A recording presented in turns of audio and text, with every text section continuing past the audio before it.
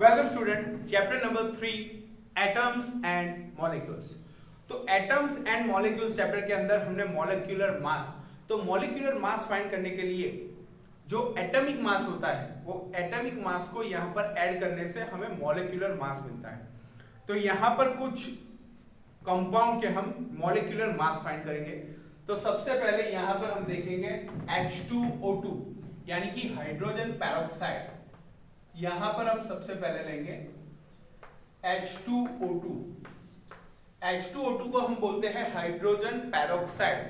तो hydrogen peroxide का molecular mass किस तरह से फाइंड करते हैं, तो यहां पर आप देख सकते हो हाइड्रोजन 2 टाइम्स है, ऑक्सीजन 2 टाइम्स है।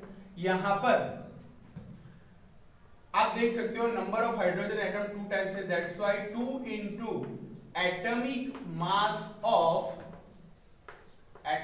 मास ऑफ हाइड्रोजन प्लस यहां पर ऑक्सीजन एटम भी 2 टाइम्स है, दैट्स व्हाई यहां पर ऑक्सीजन को भी यहां पर 2 into atomic mass of oxygen.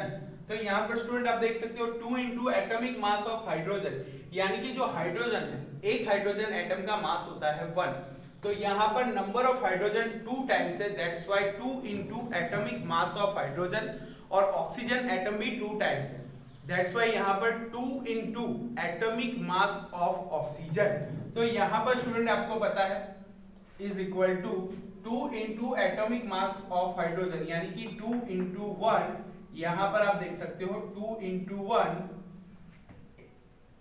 यहां पर plus 2 into atomic mass of oxygen is equal to 60। तो स्टूडेंट यहां पर 2 into एक हाइड्रोजन का मास होता है 1, लेकिन यहां नंबर ऑफ एटम्स 2 टाइम है, that's why 2 into 1 plus 2 into atomic mass of oxygen, यानी कि एक ऑक्सीजन एटम का मास होता है 60।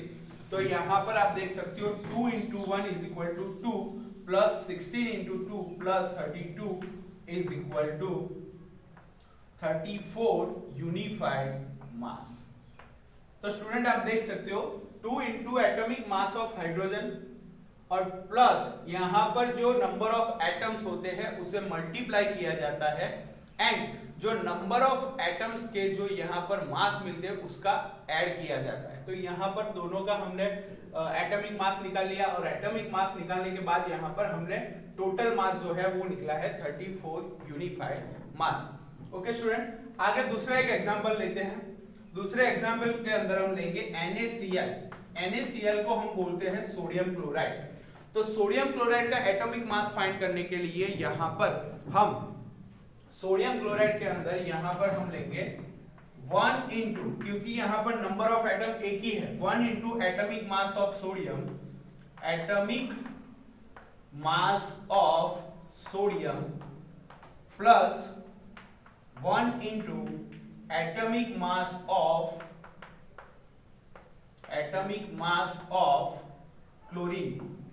तो स्टूडेंट यहां पर दोनों जो एटम्स है वो एक ही टाइम है, that's why 1 into atomic mass of sodium plus 1 into atomic mass of chlorine. तो यहां पर स्टूडेंट जो सोडियम है उसका मास होता है 23, यानी 1 into 23 प्लस यहां पर जो होता है क्लोरीन का जो मास रहता है वो रहता है 1 into 35.5। तो स्टूडेंट यहां पर आप देख सकते हो 23 प्लस 35.5, यहां पर 5 इज इक्वल टू 8, और यहां पर रहेगा 58.5 यूनिफाइड मास। तो यहां पर जो सोडियम क्लोराइड है उसका मॉलिक्यूलर मास होगा 58.5। तो स्टूडेंट आपने यहां पर देखा हाइड्रोजन पेरोक्साइड के अंदर 2 into, क्योंकि यहां पर हाइड्रोजन 2 टाइम्स है, ऑक्सीजन भी 2 टाइम्स है, लेकिन सोडियम क्लोराइड के अंदर सोडियम 1 टाइम है और क्लोरीन एटम भी 1 टाइम। तो दोनों का जो मास है उसे 1 से मल्टीप्लाई करेंगे, और जो यहां पर जो उसका फाइनल जो यहां पर टोटल मास आता है वो है 58.5 यूनिफाइड मास। यहां पर कुछ और एग्जांपल हम लेंगे। एमोनिया। एमोनिया के अंदर नाइट्रोजन एंड हाइड्रोजन एटम दोनों कंबाइन होकर यहाँ पर एमोनिया फॉर्म करते हैं। तो यहां पर 1 into atomic mass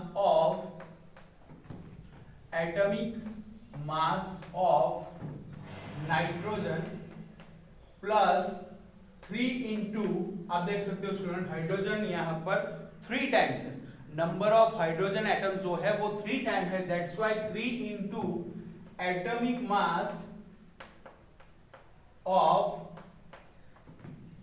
hydrogen. Student यहां पर आप देख सकते हो 1 into atomic mass of nitrogen and 3 into atomic mass of hydrogen. Nitrogen का मास होता है 14, यहां पर 14 इंटू 1 प्लस, यहां पर स्टूडेंट आप देख सकते हो 1 इंटू 14 करेंगे क्योंकि पहले हमने लिखा है नंबर 1, तो 1 इंटू 14 प्लस यहां पर 3 इंटू 1, यानी कि 3 हाइड्रोजन एटम है यहां पर, दैट्स व्हाई 3 इंटू 1, एक हाइड्रोजन एटम का मास होता है 1, दैट्स व्हाई यहां पर हम लिखेंगे 14 1 जा 14 is equal to plus 3 is equal to 17 unified mass. जो उसका आंसर रहेगा वो रहेगा 17 यूनिफाइड मास। तो स्टूडेंट आप देख सकते हो यहां पर हमने एमोनिया का मास निकाला, एमोनिया का मास निकला है यहां पर 17 यूनिफाइड मास। आगे एक और एग्जांपल लेंगे, यहां पर हम लेंगे PCl5। PCl5 को बोलते हैं फास्फोरस पेंटाक्लोराइड, यानी कि यहां पर नंबर ऑफ क्लोरीन एटम जो है 5 टाइम्स है। तो यहां पर हम लिखेंगे 1 into atomic mass of phosphorus plus 5 into atomic mass of chlorine. तो स्टूडेंट आप यहां पर देख सकते हो 1 into atomic mass of phosphorus, जो फास्फोरस है उसका जो एटॉमिक मास होता है वो होता है 31, तो यहां पर स्टूडेंट हम लिखेंगे 1 इंटू 31 प्लस एक जो Cl होता है उसका मास होता है 35.5, यहां पर 5 Cl है तो 35.5, तो यहां पर स्टूडेंट आप देख सकते हो 1 into 31 is equal to 31 plus 5 into 35.5, तो 35.5 का यहां पर होगा 177.5। तो स्टूडेंट यहां पर आप देख सकते हो टोटल अगर हम मास निकालेंगे तो टोटल मास उसका रहेगा 208.5 यूनिफाइड मास। तो स्टूडेंट यहां पर आप देख सकते हो कि अलग अलग कंपाउंड के यहां पर हमने मॉलिक्यूलर मास फाइंड किए। मॉलिक्यूलर मास फाइंड करने के लिए नंबर ऑफ एटम्स को उस एटॉमिक मास से मल्टीप्लाई किया जाता है और दोनों एटम का जो यहां पर हमें मास मिलता है उसको हम ऐड करके उसका टोटल मास निकालते हैं, उसे ही हम बोलते हैं मॉलिक्यूलर मास। एक और एग्जांपल यहां पर हम लेंगे HCl। HCl के अंदर आप स्टूडेंट देख सकते हो 1 into atomic mass of hydrogen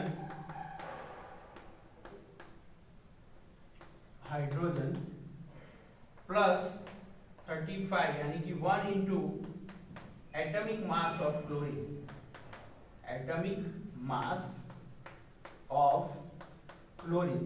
तो यहां पर स्टूडेंट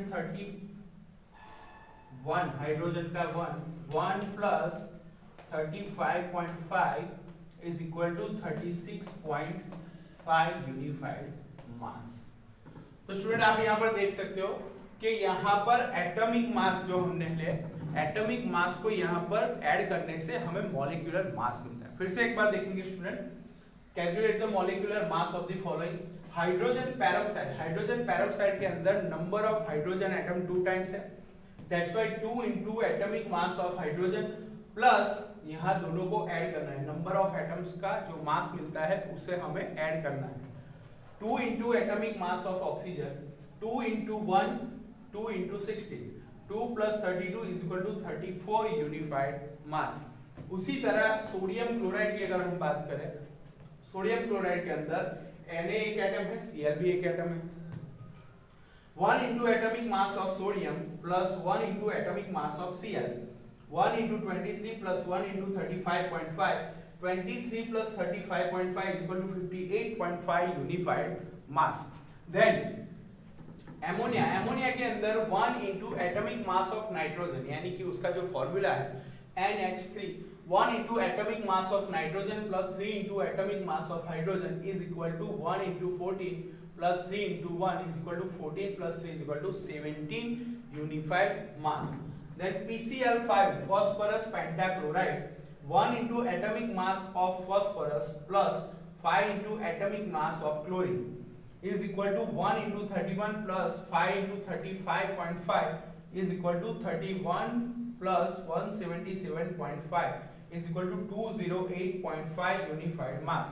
उसी तरह HCl का यहाँ पर 1 into atomic mass of hydrogen plus 1 into atomic mass of chlorine, 1 plus 35.5 is equal to 36.5 unified mass. तो स्टूडेंट यहाँ पर आपने देखा कि मॉलिक्यूलर मास फाइंड करने के लिए एटॉमिक मास को हमें यहाँ पर नंबर ऑफ एटम के साथ मल्टीप्लाई करना होता है और मल्टीप्लाई करने के बाद उसको ऐड करके हमें मॉलिक्यूलर मास मिलता है. स्टूडेंट इसे बहुत ही अच्छी तरह से आप नोटबुक में कंप्लीट कर लो और कंप्लीट करने के बाद उसे आप अच्छी तरह से प्रिपेयर कर लो और प्रिपेयर करने के बाद उसे अच्छी तरह से अपने आप लिखने का प्रयत्न करो और लिखने के बाद सोचो कि इसका एटॉमिक मास है वो मैंने सही ढूंढा है. मैंने आपको बताया था कि जो पीरियोडिक टेबल है, पीरियोडिक टेबल अपने साथ रखो, आपको एटॉमिक मास, एटॉमिक नंबर सभी उस पीरियोडिक टेबल के अंदर मिल जाएंगे. उनका फॉर्मूला भी आपको बनाना आ जाएगा क्योंकि उसमें सिंबल भी दिए गए हैं. ओके बच्चों, good bye, good luck.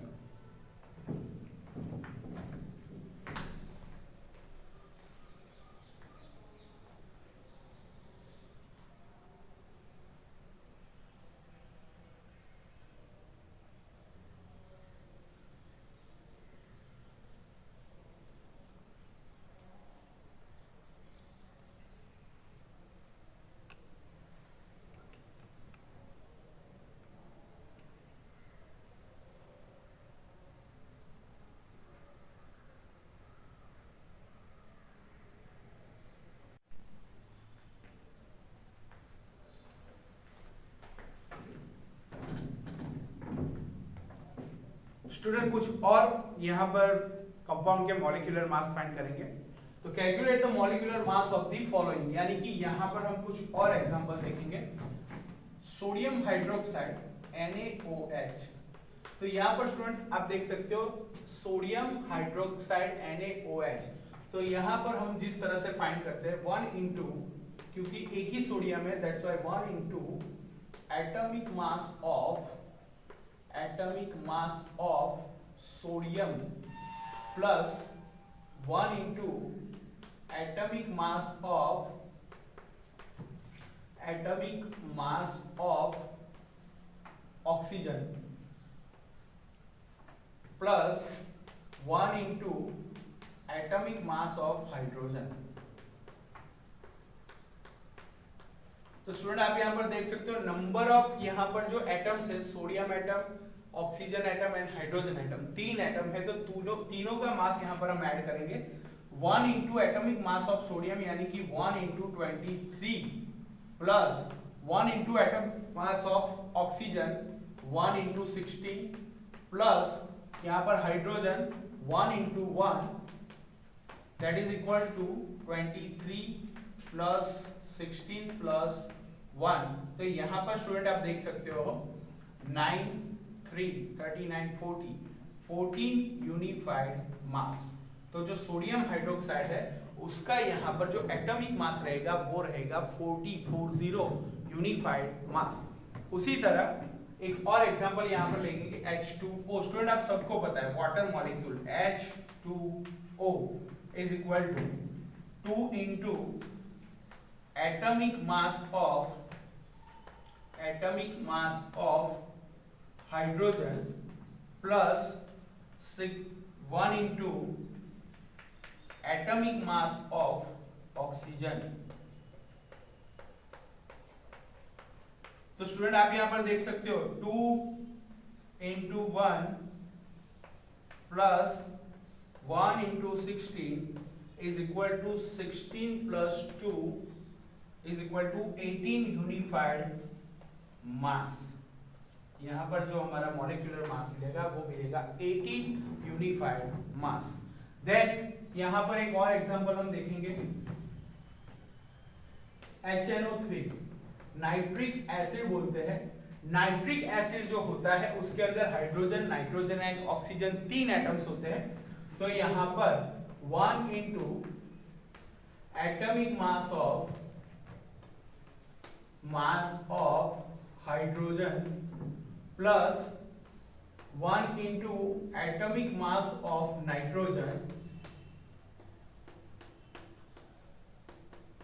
Plus यहां पर होगा 3 into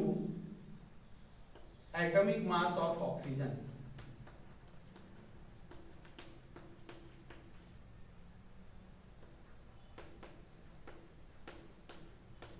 तो स्टूडेंट यहां पर आप देख सकते हो 1 into atomic mass of oxygen. तो यहां पर स्टूडेंट 1 into 1 यानी हाइड्रोजन 1, उसका मास भी 1। Then atomic mass of nitrogen 14, 1 into 14 plus 3 into 16 यानी कि एक ऑक्सीजन का मास 16 है, लेकिन नंबर ऑफ ऑक्सीजन एटम जो है वो 3 है। दैट्स व्हाई यहां पर 1 into 1 प्लस 14 प्लस 48। तो स्टूडेंट यहां पर जो होगा 63 unified mass.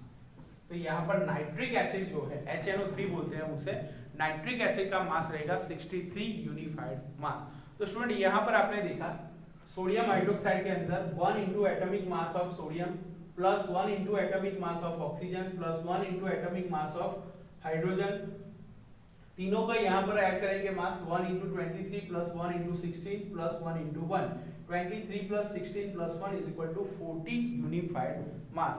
Then water molecule 2 into atomic mass of hydrogen, 1 into atomic mass of oxygen, 2 into 1 plus 1 into 16 is equal to 16 plus 2 is equal to 18 unified mass.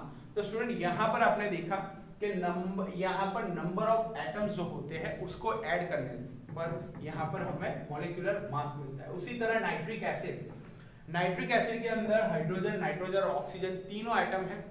तीनों की बात करें तो 1 into atomic mass of hydrogen 1 है, 1 into atomic mass of nitrogen भी 1 है, लेकिन oxygen atom 3 times है। That's why 3 into atomic mass of oxygen 1 into 1 into 14, 3 into 16, 1 plus 14 plus 48 यानी कि 1 into 1 into 14 plus 16 into 3 48, 63 unified मास। यहाँ पर आप देख सकते हो 8 plus 4 12, 6 62 plus 1 63 यूनिफाइड मास।